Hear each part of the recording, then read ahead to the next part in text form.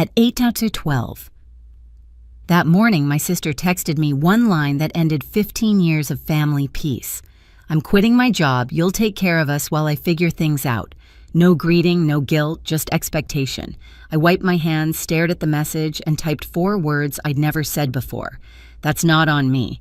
Then I opened my laptop and signed the overseas contract waiting in my inbox. 10 minutes later, my phone lit up again, Mom. But what she wrote next didn't just test my patience. It forced me to choose between blood and freedom. Before we dive in, hit like and tell me, have you ever been the responsible one who finally said no? When people say family keeps you grounded, they don't mention how heavy the ground can feel when you're the one holding everyone up. I've always been that person. Emma Pierce, 32 operations manager, the human equivalent of a spreadsheet. My parents called me the stable one. What they meant was the one who never says no. Our family dinners looked warm from the outside, a roast in the oven, football humming from the living room candles, flickering against framed photos of vacations we couldn't afford without my credit card. But beneath the calm, everything was measured: my time, my paycheck, my patience. Mom would pass the bread and say, "You know, your sister's creative spirit just needs support right now." Translation. Jenna's latest failed dream had a new invoice attached. Dad would grunt from behind his beer. Emma grabbed the check, "Will you?" as if it were tradition, carved in stone. And Jenna Hare, perfectly undone voice, syrup sweet, would smile like she'd earned another subsidy. I'd sit there pretending the math didn't sting the rent. I quietly covered the insurance. I paid the vet bills for her dog I never met. My phone was full of reminders labeled family bills, a list that used to make me proud. It meant I was useful, dependable, the glue. But lately, that glue felt more like handcuffs. Mom liked to say, "Family evens out in the end." She never saw that even meant I bled a little more every time someone else made a mess. I'd tell myself it was temporary, that Jenna would finally get her act together. But she never did, and somehow I was always the safety net. Even Mike, my boyfriend, patient and kind, had started to notice. "You know they don't love you because you fix everything right," he'd said once. "They love you because it's convenient." I'd laughed it off, but his words stuck quiet and sharp. The last Sunday dinner I went to, I remember Jenna breezing in 20 minutes late wearing an outfit that cost more than my week's groceries. Mom hugged her like she'd returned from war. "You've had such a hard week," she cooed. I poured the wine, pretending not to hear. Later, when Mom leaned close and said, "You're lucky, Emma. You don't need anyone to take care of you," I smiled the way people do when they're swallowing fire. That night, I opened my notes app and scrolled through the debts again, each entry a little confession I'd never made out loud. The list went on: phone plan, utilities, car insurance, apartment deposit. It wasn't just money. It was proof of how far I'd go to keep the peace. I didn't know it then, but peace was exactly what I was about to lose and somehow finally gain. It started small, like all cracks do. A late payment here, a "can you just spot me till next month" there. But by that fall, every favor had turned into a standing order. My family didn't even ask anymore, they expected. Then came the morning Jenna announced she'd quit her job. She made it sound poetic, like a declaration of self-love. "It was toxic," she said at dinner, stabbing her mashed potatoes like a martyr. "I'm focusing on my mental health." Mom clasped her hands, eyes shining. "That's so brave, sweetheart." I stared at my plate. When I'd taken a single sick day last year, Mom said I was being dramatic. Jenna's boyfriend, Caleb, grinned across the table. "She's building a brand, something creative." Dad nodded proud. "Faith, that's what matters." I wanted to ask if Faith could pay rent, but I bit my tongue. After dinner, Mom pulled me aside in the kitchen. "Honey, Jenna's going through a hard time," she whispered, like it was breaking news. "She just needs a little runway. You understand." I did understand. That runway was paved with my paychecks. That night back in my apartment, I sat in the dark with only the hum of the fridge for company. My notes app was open: payments, bills, insurance, deposits. I scrolled through the numbers until they blurred. It wasn't a ledger anymore. It was a map of my own exhaustion. 2 weeks later, the text came, the same one that cracked everything wide open. 8:12 a.m. The morning light was soft, harmless. My phone buzzed on the counter. I'm quitting my job, you'll take care of us while I figure things out. No greeting, no guilt, just assumption. I stared at it for a long time, toothbrush still in my mouth. For years, my instinct had been to fix, to send money, to smooth over the chaos. But something in me shifted. Maybe it was Mike's voice echoing in my head, "You've been paying for permission to be loved." I wiped my hands, opened the message, and typed 4 words. "That's not on me." My fingers trembled as I hit send. It felt like pushing a button that could blow up the only bridge I'd ever known. Silence. No reply. Just the faint hum of the bathroom fan and my own heartbeat. I walked into the living room, still half stunned. On my laptop screen was the Dublin contract I'd been too afraid to sign. I hovered over it. For months, I'd made excuses. Mom would panic, Jenna would crumble, Dad would guilt-trip me. But not this time. The moment I pressed sign, a tiny notification blinked, "Document completed." It was quiet, almost anticlimactic, but I felt something unclench deep inside me. 10 minutes later, my phone lit up again, Mom. I didn't open it right away. I just stared at her name glowing against the screen, and I swear the air shifted. Whatever came next, I already knew it wouldn't be love. It would be the price tag for saying no. Mom's text came exactly 10 minutes later, like clockwork. "If you won't help your sister, don't come to Thanksgiving." I stared at it until the screen dimmed. For years, those words would have crushed me. Not because I cared about the turkey or the small talk, but because exclusion meant guilt, and guilt was how they kept me in orbit. But this time I laughed, softly, almost in disbelief. "That's supposed to scare me," I whispered to no one. "But it feels like freedom." I sat down at my desk, opened my laptop, and looked at the contract confirmation still glowing from earlier Dublin. Housing included. Start date, Monday. It felt like a life I'd only daydreamed about now, quietly waiting for me to choose it. For the first time, I realized my family didn't just drain my bank account, they drained my ability to imagine life without them. That was about to change. I opened another tab, my online banking. My pulse quickened, not from fear, but focus. One by one, I scrolled through the recurring payments I'd carried for years. The family phone plan, Jenna's car insurance, utilities tied to my parents' house. Cancel, remove, deactivate. Each click was small but seismic. I half expected lightning to strike or Mom to burst through the door. Instead, there was only silence. Clean, almost peaceful. My phone buzzed again. A voicemail from Aunt Rose. "This time, sweetheart family gives and receives. Maybe you can give a little more this season. God will bless you back tenfold. Delete." Mike called later that night. His voice was warm, steady. "You did it, didn't you?" "I think so," I said. I finally said no. "You didn't say no," he corrected gently. "You said yes to yourself. That line stuck." After we hung up, I started a new document labeled Exit Plan. I typed it in bold. Underneath, I listed every step like instructions for survival. Remove my name from their phone plan, unlink Jenna's car insurance, cancel utilities at the parents' house, freeze shared credit lines, transfer savings to a new account. Each line tightened a knot I hadn't realized was still loose. When I finished, I sat back and exhaled.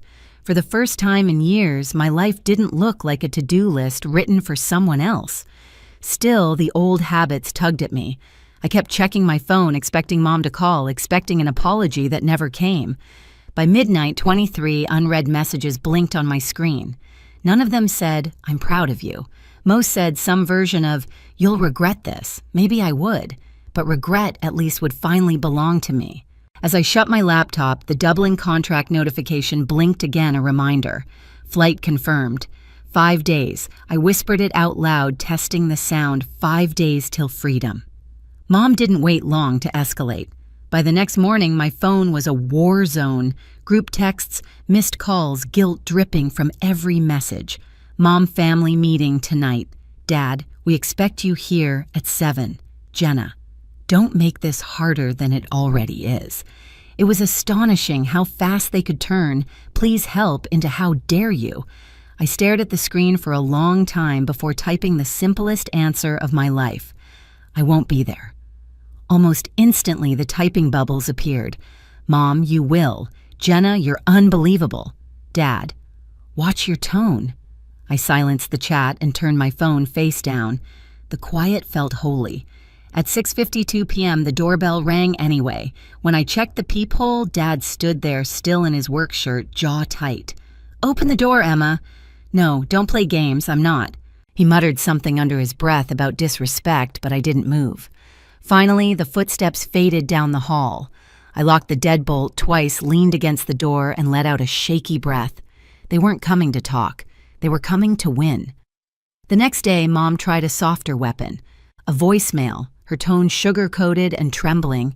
"Sweetheart, Jenna's trying her best. She needs a little support just this once. Think about what family means." I deleted it halfway through. By evening, I got a FaceTime call. The family conference. I almost didn't answer, but part of me wanted to see their faces, wanted to finally stop pretending. When the screen lit up, all three were there. Mom in the kitchen, Dad at the head of the table, Jenna beside her, with swollen eyes and perfect lighting. Caleb hovered in the background, pretending to fix something on his phone. Emma, Mom, started softly, "Can we please talk like adults?" "I thought that's what I've been doing," I said. Jenna jumped in. "You embarrassed us. You made me look like a beggar. I didn't make you anything," I replied. "You sent a demand, and I declined." Her lips trembled. "You don't believe in me. You never have." That one stung, not because it was true, but because it used to work. "Jenna," I said carefully, "belief isn't a bank loan." Caleb chuckled low and condescending. "She's so uptight. No wonder you're single half the year." My voice didn't rise. "Caleb, do you even hear yourself?" he smirked. "Just a joke." Mom cut in sharply. "Enough. Emma, your sister's business could change her life. She just needs someone responsible on paper." Dad leaned forward, hands clasped. "It's not even risky. It's a small loan, $150 tops. You'll co-sign, that's all." "That's all," I repeated, letting the words sink in. "You're asking me to guarantee a $150,000 loan for someone who quit her job last week." Mom's voice hardened. "Don't be dramatic. We raised you better than this." I felt something snap, not anger, just clarity. "You didn't raise me to say yes. You raised me to survive saying no." The silence that followed was thick enough to touch. Dad's face flushed. "Watch your tone." "I am," I said evenly. "It's calm." Mom's eyes narrowed. "So that's it.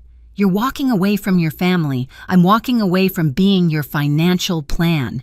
Jenna started crying, mascara pooling at the corners of her eyes. "You're punishing me for being different. I'm setting boundaries," I said. "There's a difference." Mom slammed her hand on the table. "You'll regret this, Emma." I nodded once.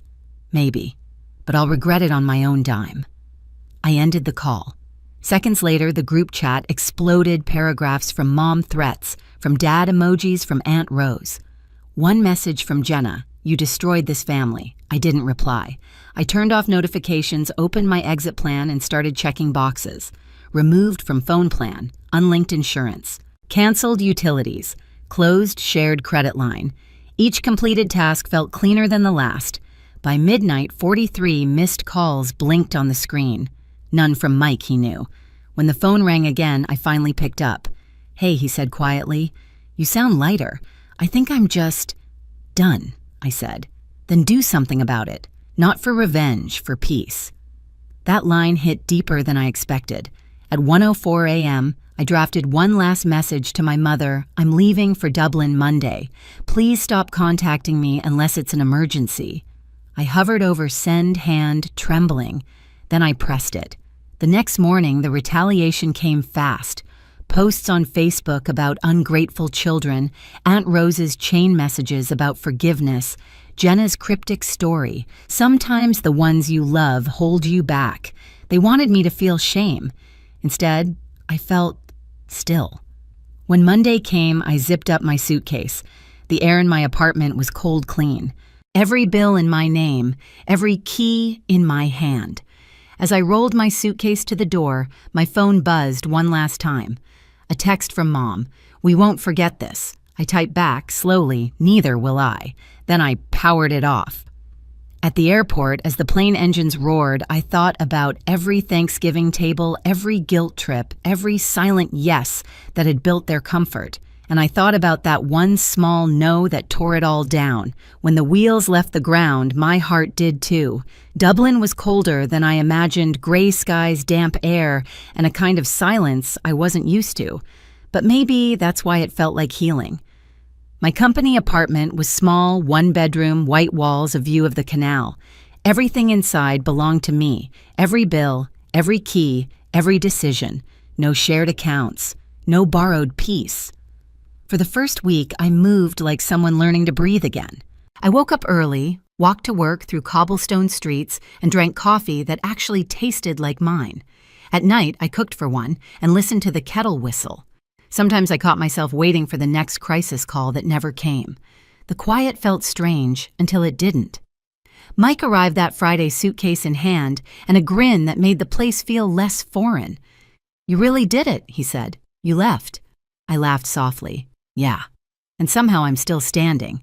He looked around the apartment. "It's peaceful here." "Peaceful feels weird," I admitted, "but I'll get used to it." We ate dinner on the couch, candles flickering against the rain-streaked window. My phone sat face down on the table, silent. When I finally picked it up, there were no new messages. For the first time in years, the absence of noise felt like a blessing. Days turned into weeks. I got promoted early, led my first project, made friends who didn't need rescuing. One afternoon, I scrolled through old notes, the payments bills, utilities list I'd once treated like scripture. At the bottom, I added one final line, "Debt cleared emotionally and otherwise." A month later, Mom left a voicemail. Her tone was softer this time. "We're fine, sweetheart. Jenna found part-time work. Your dad says hi." I didn't call back, but I smiled anyway. Distance was doing what love never could. It made things kinder. Sometimes I'd stand by the window watching the canal lights ripple. The old Emma would have felt guilty for feeling okay. The new one just whispered, "I earned this." Sunday morning, sunlight spilled across the kitchen table, catching the steam from my coffee. No buzzing phone, no new demands, just quiet. I thought about that first text, the one that ended 15 years of family peace. "You'll take care of us." Maybe once I would have, but not anymore. I used to mistake being needed for being loved. Now I know real love doesn't drain you, it steadies you. I looked out over the Dublin skyline, smiling to myself. Peace didn't come with fireworks, it came with silence. If you've ever chosen peace over guilt, share your story below. You're not alone.